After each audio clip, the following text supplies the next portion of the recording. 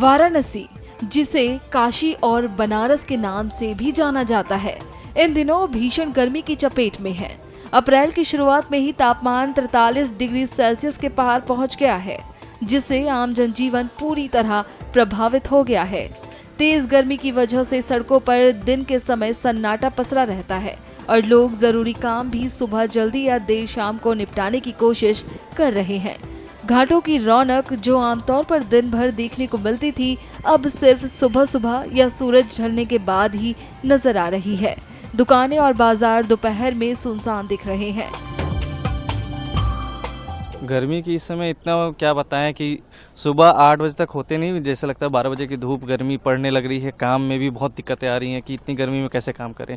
Plus आप देख ही रहे घाट पे भी ना के बराबर लोग हैं, इतनी गर्मी पड़ रही है। शाम को लोग फिर दिखेंगे आपको, तो बताइए।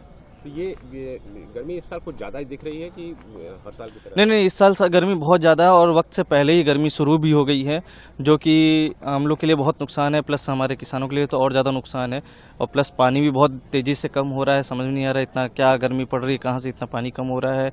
और व्यवस्था भी बहुत वो चल रही है, तो समझ नहीं आ रहा है कैसे क्या करें। गर्मी समय से पहले आ गई है, बहुत ज़्यादा गर्मी हो रही है। क्या प्रभाव पड़ रहा है? इसका प्रभाव वही, बाहर से जाते ही कम आ रहे हैं। सुबह 8 बजे मालूम पड़ता है कि 12 बजे का धूप हो रहा है। इसमें घाट एकदम सूना सना हो गया है। बस समझ में नहीं आ रहा है कि इतना मतलब कि गर्मी पहले क्यों आ गई, समय से पहले। मौसम क्यों ठंडी कम पड़ी?